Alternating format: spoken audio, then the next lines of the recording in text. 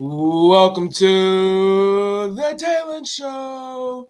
People, it is so good to see you. I cannot explain my gratitude for your support and love over the last almost year. I finished season 3 February last year, and you've just been taking a break off to do different work with Locked On Ole Miss, and just to grow mentally and physically as well with myself. So I appreciate you guys for still checking in with me, still showing love with my other works as well. And it's just great to be back in front of you in my interviewer seat instead of being an interviewee always. And this is just what I love to do. And it's so great to get back to doing it. I'm doing fantastic. If you don't know, everything is going well. School is starting back soon. And everything is just falling into place very well right now. So thank you guys for continuing your support, your love, and just your continued dedication to allow me to continue to fulfill my journey. And so thank you so much for that. Without me too much talking, though, let's introduce our one and only guest, Mr. Monty Patel. Yoo-hoo! Thank you, thank you. How are you? I'm doing good, man. How are you doing? And I'm good. Snuck in the snow weather. Yeah. This is a particularly, special guest for me because for so many different reasons. Just the Arkansas ties with me, and of course Eastham. And I really love to start the seasons out with someone that has a lot of just true storytelling ability, and I think that's what Coach Patel has really been able to do over the last couple of years. And I would love to get to share his story a little bit more. So as we sit back and just listen to him, just enjoy and take every bit of advice like you always have done, people. Coach, if you don't mind, could you tell the people just a little bit about yourself, where you're from, things you've been able to do to help get where you are today, and just things you're doing right now that have helped you continue being who you are. Honestly, I'm from Bald Knob, Arkansas. I went to high school at Bald Knob, town outside of Searcy. What really got me to where I've gotten was doing the things that teachers at times told me not to, just Mm-hmm. being quiet a lot and not having a personality versus meeting people and showing my personality. I think has helped me a ton along the way. Obviously, smart people also listen, and I thought I did a good job of that, but I always had something to say. So just going through that journey of when to talk, when to listen, and then learning that through other people, meeting people throughout my lifetime has just fortunately got me to a place where I'm really happy about life and I've got great opportunities to do things in my career and also outside of my career. So I think just very fortunate right now for where I am. Yeah, Coach, growing up, where did your love for basketball even come from? Where did that start from, and at what age did you kind of try to figure out what you were going to try to do in the future, and when did coaching kind of become a realization in your mind?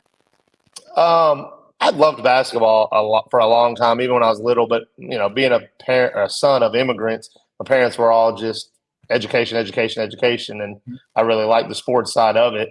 I went to go play basketball my seventh grade year. Then I went back my 10th grade year. I didn't really have much guidance on, you need to stick through it, push through the hard days, those type of conversations. I just kind of quit, and then came back 10th grade year after I watched JJ Redick bust Texas up. And I was like, man, I really like basketball. I want to go back out and play. So I did that, and a local community member actually asked if we wanted to coach a youth team, a Pee Wee team, just Mhm. like Ball Knob City League. And so I did that along with some other high school teammates, and we were super competitive amongst each other as friends. But also, it was like fun teaching young kids how to play, and also just remembering a young kid asking me for help on math homework and me being able to help him, and the joy on his face when he had made a C, and I was like, great, because you were making F's before, so we've got improvement.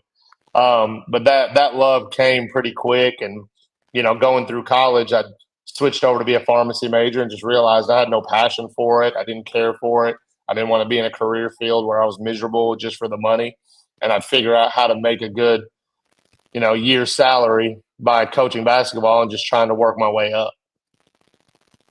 I want to ask you, just is someone being in college and being around a lot of kids that are trying to do things that maybe they really don't know if they want to continue doing, or really doing things and it's not really bringing them the best possibility of happiness.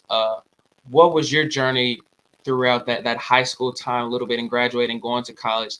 What was your journey like trying to figure that out? And what were some maybe the keys and pieces of advice that your peers were giving you to help kind of guide you and trying to figure out what you wanted to do with the rest of your life? I think my parents really just said, look, if medical is not where you want to be, then do what makes you really happy and just understand the financial stability that may come with it. Going between high school and freshman year of college, I didn't know myself. I'm still trying to figure out who I am. I mean, even at 34, you're still figuring out who you are. But, a quote someone gave me one time was, you can almost do anything for 6 months to a year. So figure out what your interests are and see how much you really like it and dive in. Once I got to college and we started, playing intramurals, I was a manager for the Division I team for Arkansas State. So I got to be around those kind of players and kind of see what being a coach was like from a manager standpoint. And then just I'd put together intramurals teams to coach, like on the girls' side, and then I'd play on the boys' side. So I knew I'd have fun playing, but also I wanted to coach, and it kept me involved with more and more people. So just kind of diving in without having too much risk on my end. There was more reward than there was risk, and still figuring out who I was and what I wanted to do. But mainly, I mean, my peers, they just more supported me on just whatever I wanted to do. There was no really hard advice I can just remember off the top of my head versus just putting my head down doing it. And, sometimes there was negativity to it of, hey, you might not know enough about basketball. You might not know this or know that. And that's something I prided myself on is if I don't know it, I'm going to go figure it out versus sitting there and say, I just don't know it for the rest of my life. And that's why I'm always trying to continue learning and continue evolving as a coach and as a person. I love that, man. I love that. What I know you mentioned JJ Redick a little bit there. Was who were some of your favorite players then growing up, even now? Who were some of the guys that you just love to watch on the floor? Back then, I was such a college person and some NBA. I was really randomly good at college hoops, 2K, and NCAA basketball. I'd gotten myself to the top 100 and the top five. At one point, I think I was sitting at number two in the world on like PS3 or whatever was out at the time. Yeah. I loved playing. I loved playing with the college teams. I mean, I even had a buddy that was on the Arkansas State team that I was a manager for, and we'd play each other in college hoops 2K. And I was so good at the game, he could go get North Carolina, I could get Arkansas State and beat him with his own character. And so we had such a good time doing that. But I mean, I enjoyed JJ Redick and Duke a lot. I went and watched Arkansas, and actually one of the guys I got to coach, he was the first person I'd ever watched play college basketball in person at Arkansas, which was Courtney Fordson. And then I got to Mm-hmm. coach him years later and be around him years later. So it was kind of neat, just kind of coming full circle on just the journey of your first game to now where I get to do the TBT stuff and who gets to be on the team and me watching them and just killing. Um, I like Chase Budinger a lot. He was at Arizona. Um, Even OJ Mayo, Michael Beasley, those guys, those were all like around my age guys. But, when you're in college, you feel like those guys are maybe 30 and they're really 18, 19 years old, same age as you. They're just hoopers. So those are some of the guys that grew up. Obviously, LeBron and Kobe were around them. Ray Allen in Boston was the champions that year. So I got to watch a lot of good basketball. Can I ask you, and this is not just about just the college basketball landscape, but kind of the league as well.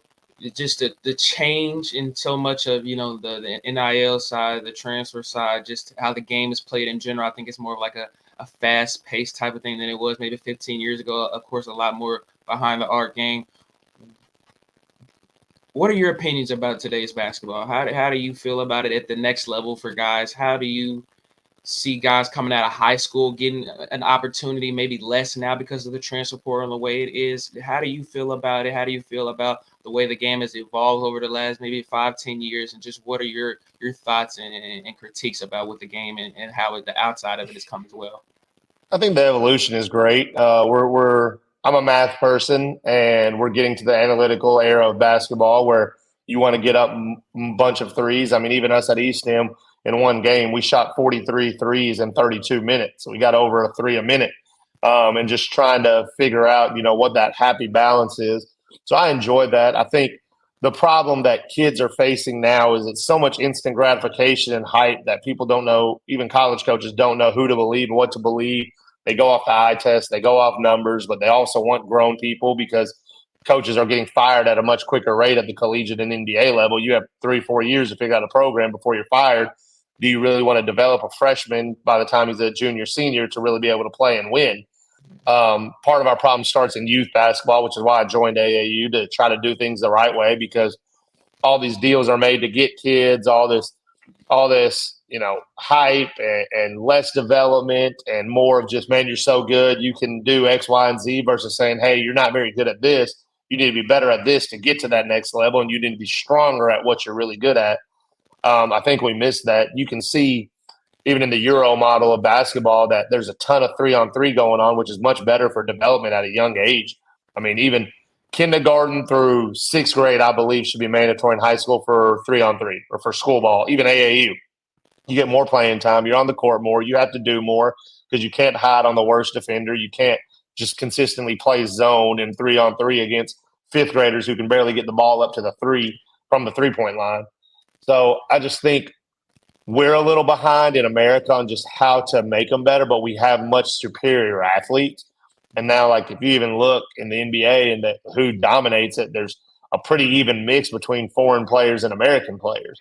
And used to, it would be the American players dominating. Now the foreign players are catching up, and before long, there's going to be a lot more foreign players that are the faces of the league than there are going to be American players. I mean, the next closest one right now, the top player in the league is Jokic, I would imagine. And, he's a foreign player. LeBron's still obviously up there, but those guys are getting phased out with age. So I like where the game's going. I enjoy coaching that style. I'm a very analytical person. I don't want to shoot any mid range. I want threes. I want layups. I want free throws. I want to get some rebounds. I want to, play fast pace. And that's what colleges will look for. Even just for me, having a rhyme and reason for what we do in our AAU and our high school team, we're all about trying to play transition, pick and roll, and spot up, because those are the top three actions that you find in March Madness. And so why aren't we trying to develop these kids to get to the next level if they have an opportunity? And if they don't, and they're just really good high school players, they're still going to enjoy playing that way. So you got to have a style that's fun for the kids, but kids also have to latch onto it and believe in it and buy in. And that's where good coaches have to come into play. I love that response, and your vision of adaptability was really evident in what you just said. I want to ask you how important, because I feel like in the coaching industry now, it is so overly taught that win win win, and that's the biggest thing ever.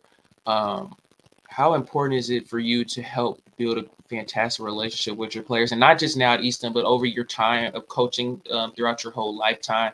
How is important is it for you to help, let them know that they have someone they can come talk to if they need to? You're developing them to become a young man and better men in the future. What is the key components that you see in trying to help develop the young kids that you've been coaching over the last, umpteen years? I mean, I think as a assistant, I was so much better at it than as a head. As an assistant, you see the players, you talk to them, they come to you differently because they don't always want to go to the head coach. And Yeah. I feel like that happens at every college and high school, that they want to go on the assistants versus coming to the head coach. But I try to do a good job building relationships as much as I can, without crossing any kind of barrier. But we tell our kids, come to us anytime, pick whatever assistant or coach you want to talk to that you're comfortable with. But us coaches are always going to be on the same page when it comes to what we're doing on the court. But we understand things are going on in your life. We want to be there to help you. We want to guide you. We want you to fill out college applications. We want you to fill out your FAFSA. We want you to handle your social media very well, because that's a representation of you. Yeah. But I mean, just more just easy conversations. Try to get a bite, or when we're on the road trips, tell them to put their phone away, joke around with the kids. Even I find myself guilty of sometimes just sitting with the coaches versus to go mess around with the kids and sit with them, and just talk to them about anything but basketball. And that's something I think as a head coach I've got to be much better about, because now I'm so frustrated by the wins and losses that I am always building relationships, and those relationships are what's going to help you build those wins and losses up, and try to build the wins up anyways.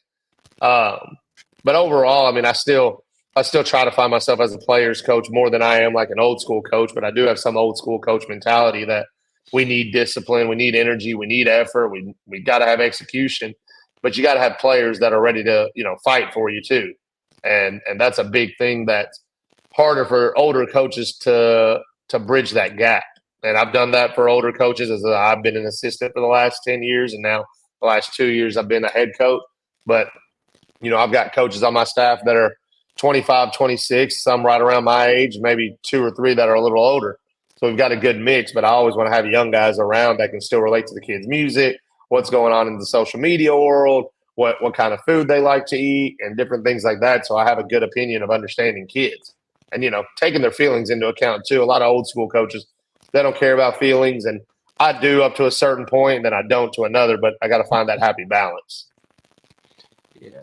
Well, Coach, what was your first true coaching experience like? And over time, how did you adapt to everything that it might have been going on in terms of, kids leaving, new kids coming in, maybe a different coach? What were some of the experiences that you first learned your first couple of years of coaching? So my first year of coaching was absolutely miserable. We had a really good team. We had a very poor leader as a head coach, and I'm honestly just not afraid to say that because this is a field where there's good guys and bad guys. Yeah. And I felt that we weren't doing things the right way, that kids weren't doing what they were supposed to off the court sometimes, and our coach allowed it. Plus, I mean, he had a bunch of off the court issues that he brought into the school. It was a very bad experience where we didn't get along very well. And it was my first job, and all I'm trying to do is be a pleaser, Yeah. to try to win over my head coach and do what it takes to get that reference to really get to the next spot. But weirdly enough, the first 9 years of coaching, I'd worked under 9 different head coaches.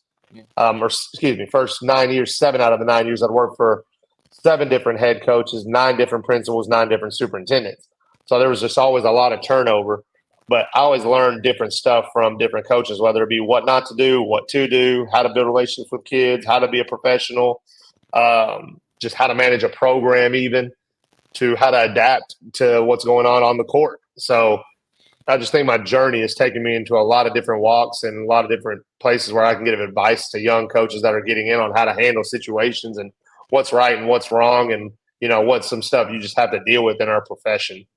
But between those years, I mean, I've been around state champs, I've been around people that have not won as much, and you just learn what really are they doing to make success, and you've got to weed out all the BS that comes through there in terms of what you don't like about a person's character, and say, well, he's really good at this. Like even the guy I worked for, he was a really good basketball coach. He knew what he was talking about. He was very clever in scouting and game planning, but just as a person, just I didn't think was a great person. And then the next year, we got a guy that was a really good person that was also a really good X's and O's coach that didn't have as much talent, but showed me how to squeeze out what you can out of teams that don't have as much talent. Then I took another job, and that coach was a really good professional, but he was behind on times and just what basketball was, X's and O's, where the game was adapting.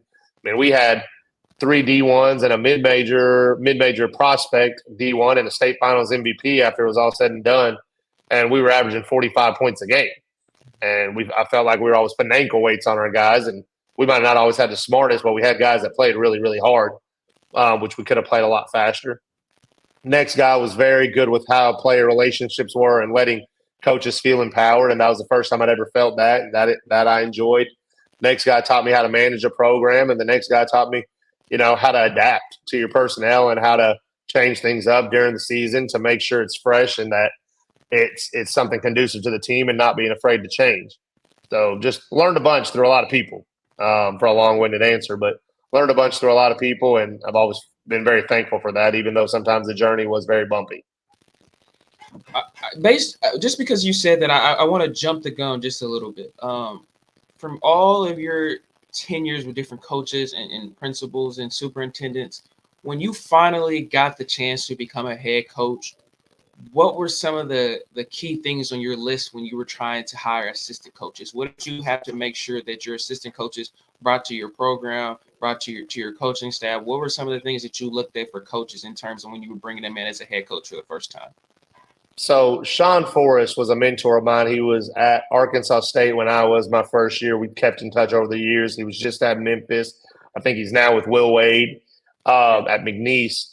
He had told me when I'd asked him about if he'd ever hire me at a coaching staff if he got a job in Arkansas, which he was in the running for UAPB for a while. And he was like, I would hire anyone that I felt like I can go to dinner with them after, because then I know I can be close to them and trust them and that they're not going to be looking out on their own agenda. And so that was one of the biggest things that I felt I latched onto. So when I looked for coaches, I found people that I knew their character very well, and that I wouldn't mind spending time with them outside of the gym, and that I could get along with. And also guys that, you had to take a chance on through an interview, but you had to find some references. I had to hire, when I got the Eastham job, I actually hired 8 coaches. And so we had a whole new staff from sixth grade all the way to varsity. And so, one of my first calls was Kyle Comiskey, and he was an assistant at an NAIA school, but I knew his wife was coming back here for PTA school, so she needed to be closer. So I had a job for him, and knowing his connections to colleges and trying to help kids and being around the game at a high level would really help me. Hunter Mickelson was playing at Arkansas, Kansas. He was playing professional. He'd been a friend for a long time. It's someone that I knew I could trust, that even if he didn't always agree with what I said, he would still ride with me on it, but he would also tell me when he didn't agree. And then continuing on, just all the different guys that we were able to hire throughout that process was either reference based or someone I thought I saw potential in that could make a change in their life that I'd have to kind of gamble on because I'm taking a job that not everyone wants to be at. But I think it's worked out for us very well for the type of coaches we have in our program and type of men we have in our program, that it's made my job a little easier. I want to jump off just basketball talk a little bit for a second. What are some of your hobbies outside of sports that you kind of use to kind of relax your mind or maybe spend time with family? What are some of the things you do outside of basketball that keep your attention? I mean, I just recently got engaged, so I spend a lot of time with my fiance when I can, but we're long distance, so it's usually traveling. I mean, from March last year to, I want to say, December, out of however many weekends that was, I want to say it was about 40. I was gone about 20 to 25 of those weekends out of town until season started. So I enjoy traveling, going to try new food. I enjoy going to watch any Marvel movie, DC movie that may be out. Anything funny, like binge watching some Netflix. My hobbies, and one of my assistants just brought this up to me. He's like, I need to find more hobbies again because I wear so many hats now. It's very hard to get to my hobbies.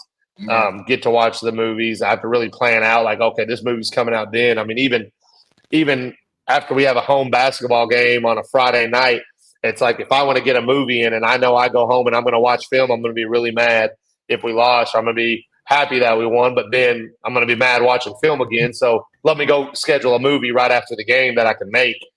Little things like that, just trying to find how to hit something outside of basketball. But right now, I mean, I've dove in so heavy into the basketball world that I find it to be my hobby and relaxing and watching a game, but also trying to, keep relationships with my friends that I had throughout college that might have not been basketball people, that I can just talk to them about different things altogether. Well, you brought up your engagement. Congratulations on that. Oh, thank you. How did you guys meet? What is your quick little love story? And also talk about what has it brought to your life that maybe had been missing beforehand, and what she means to you as well.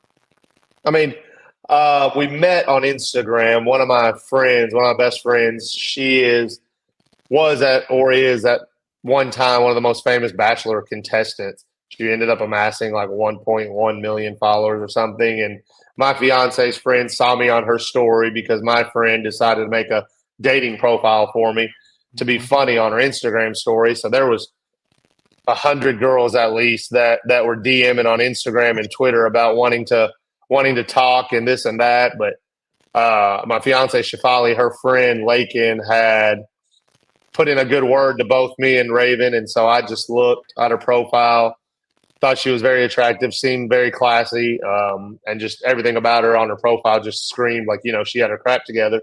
So we talked for about 6 months. I flew out, took her out in Tallahassee. That's where she was going to medical school at Florida State. And then from that point, we've been dating for 4 or 5 years now. Just recently got engaged in November. But all the other people that see us, they know she brings the softy out of me because I'm much more aggressive with everybody else, and that's just my personality. I'm straight to the point, and sometimes I'm pretty soft and leisurely with her. And they see that and they're like, "Yeah, I'm not used to you like this," and I'm like, "Yeah, don't get used to it either." But no, she's great. She brings balance to me and something to, she didn't ever want to marry anyone in the medical field, and I definitely didn't want to marry anyone in basketball. So it's something we can talk to each other about different things, not just our work. Yeah, I love that, man, and I love that you found your fit, especially in this day and age. Coming up myself, I know it's hard to kind of find that perfect partner, and I'm so happy that you found that. Coach, you've been under some of the greatest high school head coaches in the state of Arkansas, and you've also just talked about as well that you've been under some not so great coaches as well. What were some of the things that you learned from maybe guys like Coach Johnny Rice, North Little Rock, or even Coach Novell at Jacksonville that helped elevate your mind about basketball? And also, maybe what advice would you give to young guys trying to come up? Because you've been around of guys that have made it to the next level and made it to the collegiate and professional level. What advice would you give to them to maybe execute their game at a different level, or watch film differently? What advice would you give to young guys trying to come up into this basketball world? Build relationships, just genuine relationships with everyone. Don't always have an agenda, but I mean, at the same time, the relationships come with an agenda of like you want to become a better basketball coach or a better person or make good connections.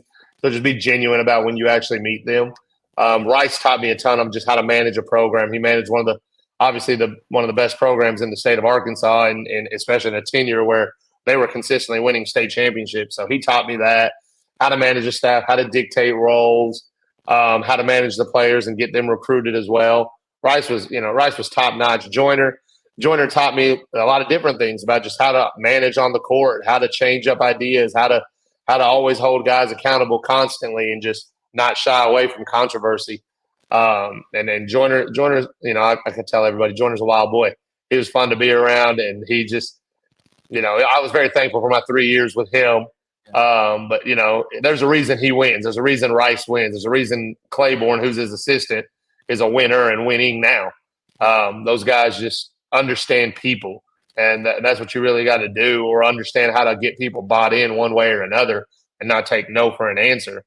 But even I've said this before in the coaching world. For the most part, I think there's good people that might have lost their way, but they're trying to be in it for kids. And sometimes I think the bad coaches, when I label them, are the guys that don't need that job altogether, like are just actually bad human beings, or coaches that just never adapted but still are in it for the kids. Like you can't get mad at people in this business for not knowing everything, because there's too much in basketball to know every single thing.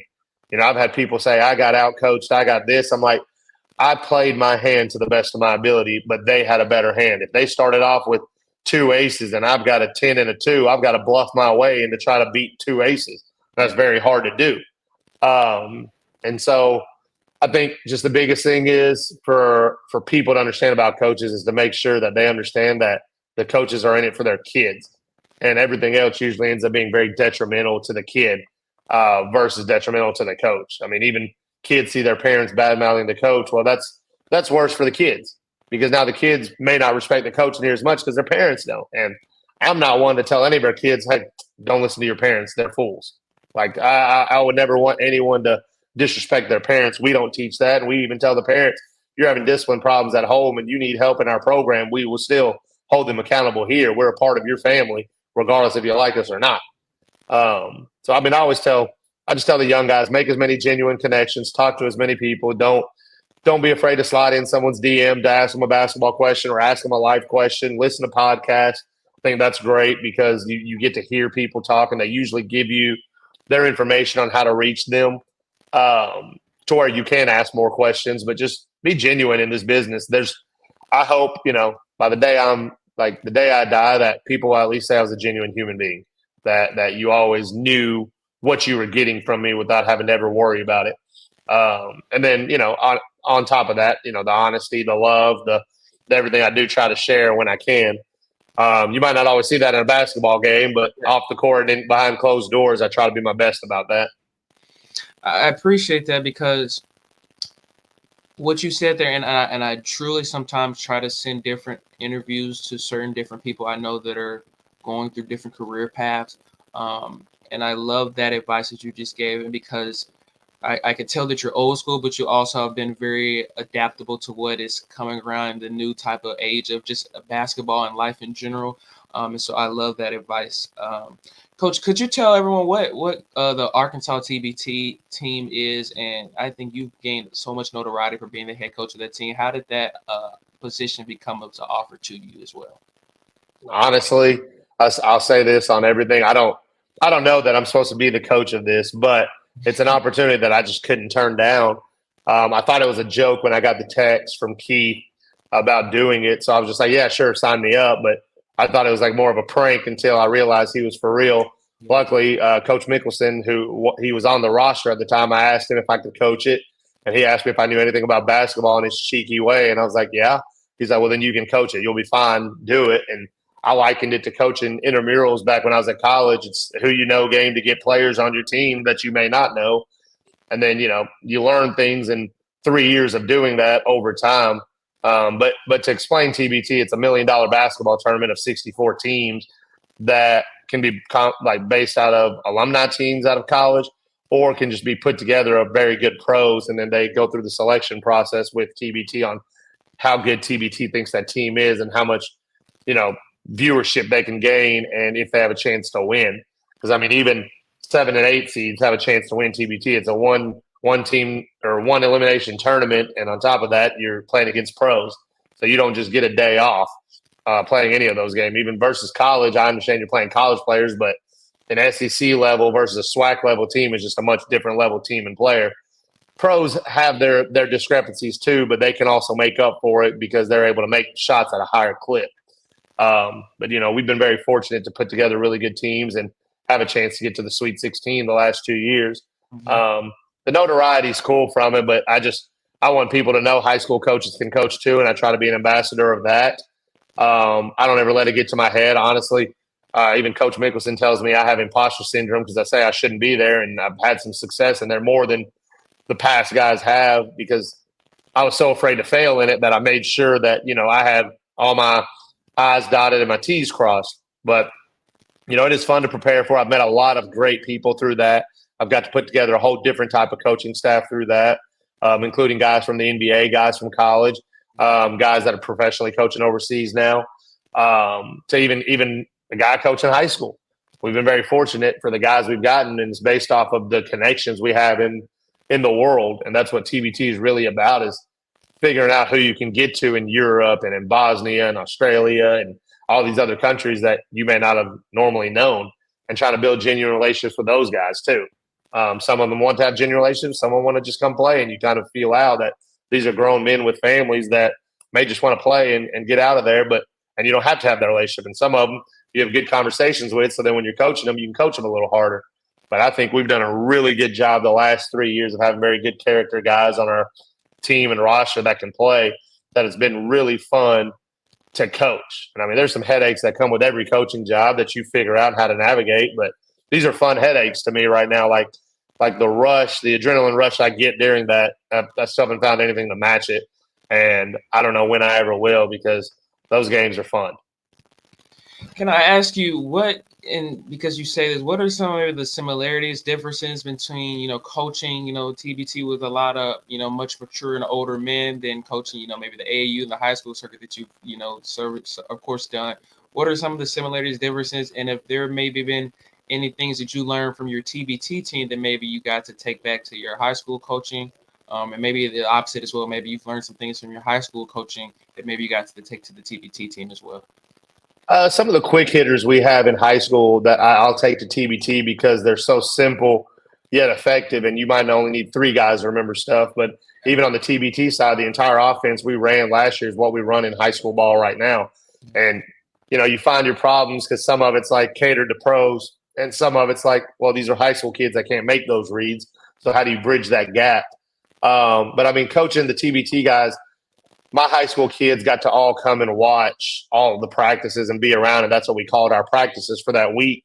So when they were in there, they see all these guys showing up early. They don't see guys rolling in late. They see these guys stretching on their own, form shooting, getting their own shots up, then going through the team stuff, then asking questions that if they don't understand, and they're very comfortable. There's a much obviously higher emotional intelligence for these men that we get to coach. So those guys aren't afraid to ask questions of, hey, well, what do you want me to do when this happens? Or what do you want when this happens? Or what about this in the offense? And those conversations are so much easier because now I know where you're struggling. We had a kid say, hey, I've never done this, this, and this. So we talked about what it was and why the reads was, and he figured out how to do them pretty quick because he had a lot higher basketball IQ than high school kids do. At the end of the day, what you learn is the best players in everything, or the best people in everything, want to grow and want to learn and want to be led and want to be coached and want to be taught. I remember specifically we had a TV timeout, and I'm talking to the coaches about stuff, and one of the players is yelling my name, and I don't know why, because they know how the media timeouts work. The coach comes in their last 30, 45 seconds and says the big things, and they're like, one of my assistants like, hey, they want you right now. They want to know what you see. And my other assistant's like, they trust you, dude. Do what you see, coach it. And it was like, cool. I went in there, told them exactly what. They're like, bet, we didn't rebound well, and we're not running our stuff very well. Cool, let's go. Like, that, these guys want to be coached. They want to be heard. They don't mind being held accountable to a standard, like up to a certain point. You just got to treat them with a lot of respect, and not go overboard on stuff and not ever make anything personal. But TBT has taught me a bunch of stuff, from how to scout, how to film. I try to be I think I mean, I know I was the dumbest coach on staff because I had so many smart guys that I got to hire. Carter Vance is coaching overseas, and he's 23, 24 years old. That was a GA at Arkansas to help him get that job, but also been at UCA as a manager. So he'd been around, and he was a very big student of the game. Bandy had got to coach pro, play pro. He's coaching pros as skill developer and building those relationships. Coach Witters is at UCA and is the main assistant to me there. And then, AD Mahotra this past year is with the Suns and pretty high up with them, and he's on our bench. And you just learn so much more. Like, everyone on our staff's like, God, he sees so much stuff so much quicker than we do. Like, why am I not going to listen to him? And I have no ego about that stuff. Like, I'm excited to be where I am, and I've got to make the final decision. But I have no problem listening to our coaches who I know have very good experience and are much smarter than I am. That I don't mind being the voice and the sounding board and the guy that just asks questions. Like, what do y'all want to do? They're doing this, and what do y'all want to do here? What are y'all seeing? And then they tell me, I'm like, cool, we'll go with that suggestion. Like, this is what you're here for. And they treat me like a head coach, and they take care of all the stuff that a head coach shouldn't. But I treat myself like an assistant. I'm like, I want to watch film. I want to break down scout. They're like, that's not your job. Your job is to handle media, handle the players, make sure these guys are good, and then to relax. Like, you've done the hard parts. And so, just gives you a whole different perspective on how all of it works. But man, it's fun. It is one of the most fun experiences I've ever had in my entire life. That's awesome, and that was real because I could tell, just you kind of gave a breakdown of what your everyday kind of schedule is in different realms of your coaching career, and so I appreciate you for saying that. A couple years ago, you got the call and you got the chance to finally be a head coach in a high school career at East Stem. What was that moment like for you? And there's been so much change at East Stem over the last couple of years as well. How have you been able to adapt where you are today? And also, just how much are you enjoying being at East Stem and just enjoying to see the progress you've made over the last couple of years? I mean, I was with my fiance, and I just got the call, and it was nerve wracking because I just turned down my first head coaching offer ever 3 4 hours ago. So I was banking on the East End job over a job that is better right now than East End, but it was in the location I wanted to be at. Um, but man, I cried. Like, I sat down and just took it in for a minute, and then we went and had a celebratory dinner. It was just It'd been something I'd wished was coming a lot sooner, and I'd been, begging for it to come sooner and thought I'd earn my way, and just the opportunities never came. But it's been fun. I was very thankful to our athletic director, Dustin Williams, and our principal, Mr. Guest, on just hiring me there and trusting me, even though I had no head coaching experience from the varsity level. But they'd seen, Dustin had watched TBT and seen me coach pros for 2 years. He knew of me from Jacksonville. We'd actually randomly played pickup games against each other during COVID. So he'd been around enough. And even as poorly as I probably played then, he remembered me enough to say, hey, this is a guy that I would like to hire. So I was super thankful for that. So we were just, I was thrilled. I am thrilled. And, we have our problems right now. We're not winning as much as I'd like. And I blame myself for a lot of that, just from a standpoint of I probably could have scheduled some easier games, but we have players on our program that deserve to be in front of colleges and play college. So I wanted to take them on a brutal schedule. And some of it was a lot more brutal than it needed to be. But you figure out what kind of player you are when adversity hits, and we just had a lot of adversity. So now we got to figure out how to win. We've won, I want to say 3 out of the last 6, something like that. We're just trying to figure out how to piece it together to make a little run. We're currently sitting in 6th place right now in the conference. We've got to get top 4, but it's just going to take one chip at a time. We just, even right now, it's a snow day, and probably every other coach is chilling, letting their kids at home. And I've made all of our team do a Zoom, and we watched film via Zoom. And I screen shared just the breakdown of what happened in our last game. And tomorrow we're going to watch a Zoom on personnel of the team we play and what they like to do so we can stay ahead. We practiced on Sunday before the weather. I wanted to get in conditioning and shooting just before however long we're out, just to try to have an extra day of keeping our legs. I'm hoping we're back in school Wednesday or Thursday just to where we have ample time to prep. Hopefully it's Wednesday. We're already out tomorrow, but I want to prep and I want to play, and I don't care to go against the best. I don't care.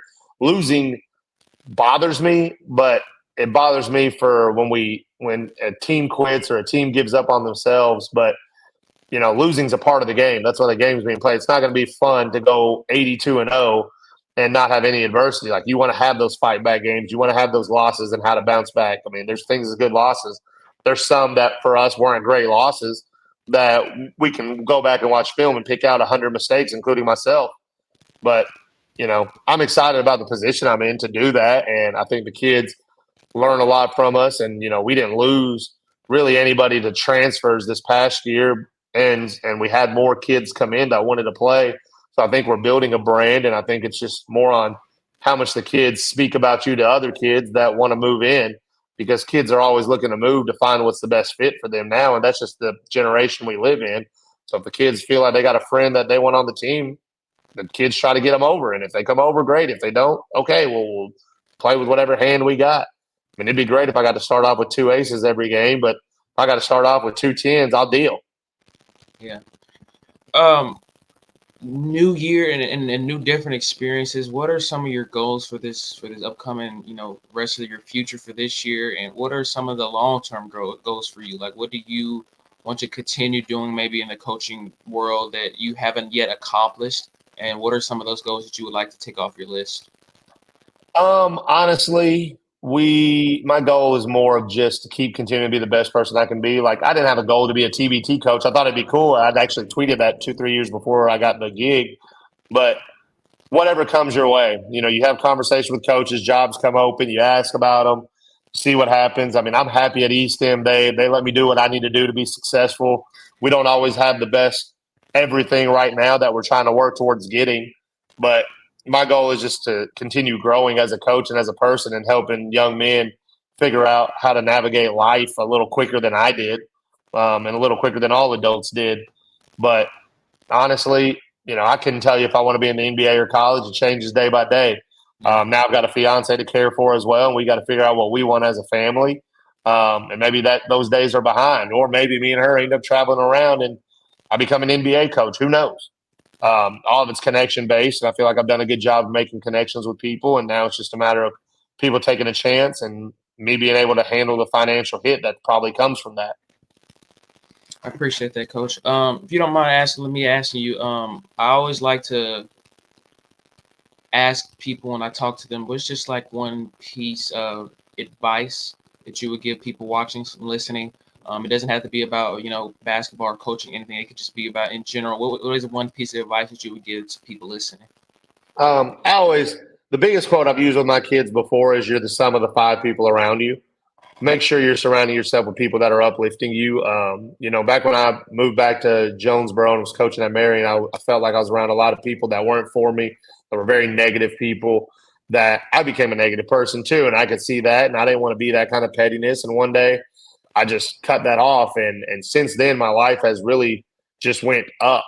I haven't been just going on a downhill decline or trying to fight an uphill battle. Now it's just I'm always going up, growing, and I've got good people that are supportive of what my goals are. And I think that's what just people need, are people that are way smarter than you, that are there for you and that can help you grow as a person. But, you also having to be yourself, and people being comfortable with who you are as a human being.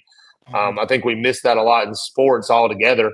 just that at the end of the day, the coaches that you're bad mouthing, the players that you're yelling at, the this, the that, we're all humans at the end of the day trying to figure out our life. And you might be angry about stuff, and that's fine. But the person that's probably doing it, usually you hope, is in it for the right reason, trying to do the best that they can. And that's all you can ask for from anybody. Um, but I just think, hang out with the right people, be around the right people in your life and your daily walk, and good things usually happen. I love that answer. I'm also a big music lover, and so I love to ask you, what are some of your favorite artists' songs? Maybe what are some of your things that you listen to maybe every day? Maybe some different things you listen to, pregame to get you ready for a game. What is some of your music taste like? What do you love to listen to? I'm actually a weirdo. I listen to music and I listen to it all the time, but more kind of out and about with friends, things like that. But my kids, they think it's funny because they know I'm one of the biggest Drake fans, and then I'm one of the biggest Cardi B fans, and it's just like opposite ends of the spectrum. But like even in the car, I'll drive 3 hours somewhere and I won't listen to a thing. It's just kind of Mhm. time for me to empty my brain, and I do that more often than I realize. Sometimes it might be sheer laziness and to open up Spotify because then I want to pick 20 different songs and I can't listen to the same one longer than 30 seconds. Then I just hit next, next, next. But I mean, I went to, I've seen Lil Wayne in concert. I've seen Drake in concert. I've seen Nicki Minaj in concert. Like I like that's the generation I grew up in. And Drake's still around and I enjoy listening. Amongst just whatever's popular and mainstream is usually what I listen to, unless it's just got a good beat or a good hook. Before games, I don't really listen to much. I talk to our coaches. I try to de-stress a little bit, talk to other people, try to keep whatever connections of whoever's in the gym alive. But also remind myself of the game plan, make sure I'm on top of everything, make sure everything's settled for the kids so then we can get out and go and hopefully get a dub. I appreciate that. I like that a lot of different, different versatility of things. I like to listen to a lot of different things too. So I love that, man. Coach, if you could have dinner with three people, dead or alive, who would they be and why? We had talked about this not too long ago. The Rock was one of them. Okay. I think The Rock would be super entertaining. Um, I would really like to sit down with JJ Redick. I think that dude is also super entertaining. He's fun to listen to as a podcast. I don't remember who we said as the third one. Mark Cuban, probably.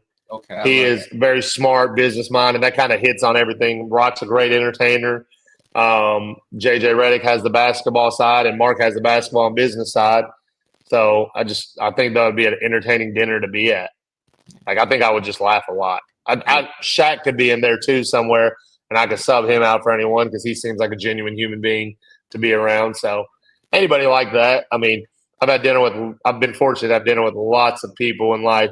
So you just get to learn more and more about people and the real good stories that they may have that the public may not know. I love that, and I'm just very appreciative of having you on to join me on the first episode. One thing that I also like to ask before we kind of wrap up as well, legacy is something that's very big for me, and just making sure I'm doing step by step everything that I love to do, and also making sure I'm doing it in the correct and possible way.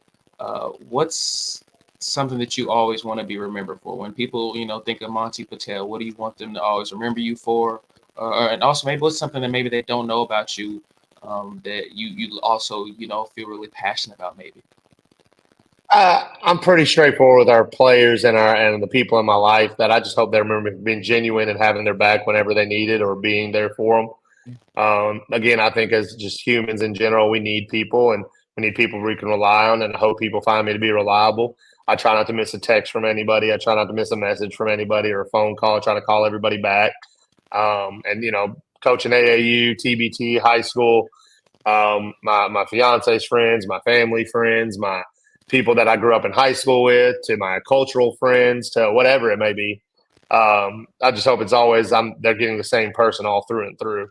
But from a legacy standpoint, like I said, if a bunch of my players showed up at our funeral, a bunch of my family friends, all of them showed up, and they felt that hey, they needed to be there because they had a lot of respect for me, then I'd be very, very happy in life, knowing that I left a good impact on people.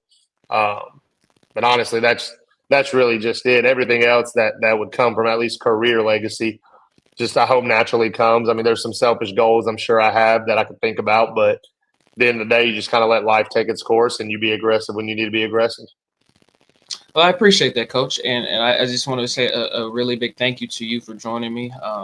This process has changed a lot. It's going to continue changing a lot for me, and so I appreciate you for allowing me to talk to you, sharing your story, and enjoying your story as well, man. I think every story has a deeper background that is really shown on the outside, and so I love to get to open it up a little bit. So I appreciate you for joining me so much. It means so much to me. No, I appreciate you having me on. I really enjoyed it, and you had one of my guys, Cam Robinson, on here. I saw Mhm. not too long ago. Yeah, So that's a guy I went to college with and went to war with a bunch in intramural. So you've had good people on here and continue growing, and I now be paying attention and be a big fan. So I appreciate you having me by all means. I appreciate that, Coach. That means so much to me. If you don't mind, could you share? And again, people, I'll share this when I get ready to post. And of course, as always, could you share your social medias, your Instagram, Twitter, whatever it is, so people can follow you, reach out to you if they want to as well. My Twitter is Monty Patel. It's just my name, first and last name. My Instagram, I want to say, I got to look it up just in case, but I think it's Monty Patel 928. So it's just my birthday, Monty Patel, my birthday. I couldn't be the only one, only Monty Patel. But yeah, they can hit me on there anytime. If they want to email me, it's coachpatel928@gmail.com. So I don't mind where I'm getting hit. Just make it known it's not a bot hitting me, and I'll be fine. Well, I appreciate you, Coach. It means a lot, and I wish the best of luck for you and in everything you do, man. Not just coaching, but your marriage, life in general, just everything you do. I wish the best for you, and I know good things will keep coming to you, man. No, I appreciate you having me on. I really do. And good luck on everything and keep growing. I appreciate that, man, so much. Thank you. And guys, thank you guys for tuning in, man.